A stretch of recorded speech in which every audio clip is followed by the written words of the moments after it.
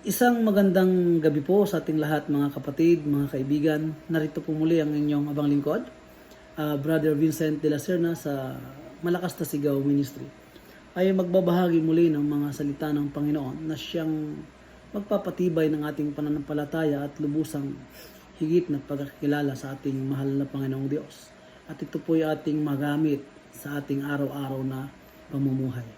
Ang aking pong ibabahagi sa inyo ngayon ay ang matatagpuan sa aklat ng Zacarias, Kapitulo 7, versikulo 9. Ito po ang sinabi.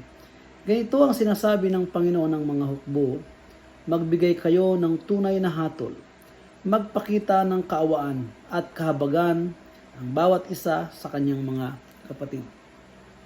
Mga kapatid, ibinili ng Diyos sa bawat isa sa atin na bukod sa magbigay tayo ng tamang paghatol, tayo ay magkaroon ng kahabagan sa mga kapatid.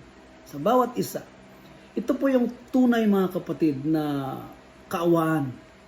Yung ating pong ibigay ang ating sarili doon sa kapatid na nararamdaman po natin ang nararamdaman niya. Kahabagan natin sila. Ito po isang bagay na napakahalaga na may papakita natin sa ating mga kapatid.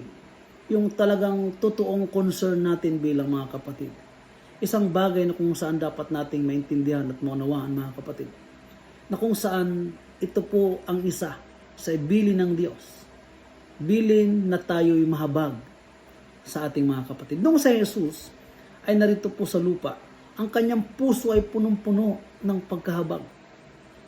Inabot niya ang lahat ng klase ng mga tao, lalo na yung mga nasasaktan.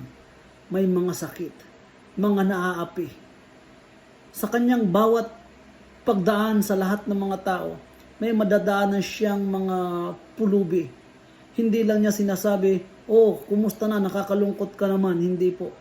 Bagkus, siya ay gumawa ng isang bagay na sa kanyang puso ay talagang habag na habag siya. At hindi lang po ito'y kanyang kahabagan sa kanyang paningin. Bagkus, binigay niya ang lahat ng kanilang mga pangangailangan. Mga kapatid, ito po'y importante sa bawat isa po sa atin. Na makita at maipakita natin sa kanila kung paano si Jesus namuhay dito sa mundo, ganun din ang maipakita ng kanyang mga tagasunod at mga tagalaga. Sa mga Kristiyano, isang bagay na dapat nating makita na isang kagalakan na ating manggitian, mga salita ng encouragement sa lahat, at may bigay natin ang kalang pangangailangan. Minsan po kasi mga kapatid, iniisip natin kapag pangangailangan, pera agad ang nasa isip natin.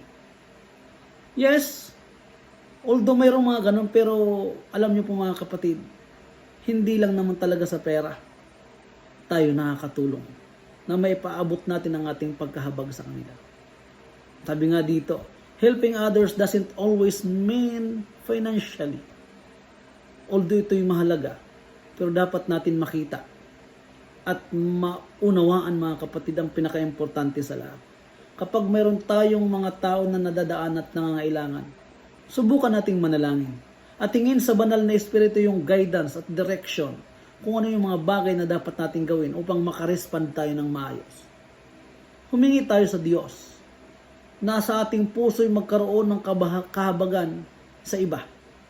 At humingi tayo ng guidance sa banal na espiritu na i-direct tayo kung ano ang mga bagay na dapat nating gawin sa lahat ng mga nangangailangan. Mga kapatid, buksan natin ang ating mga mata. Tumingin tayo sa ating mga paligid na kapalibot sa atin at makikita po natin ang mundo at ang mga tao ay nangangailangan ng ating tulong. Tanungin natin ang ating sarili at hingin natin sa Diyos.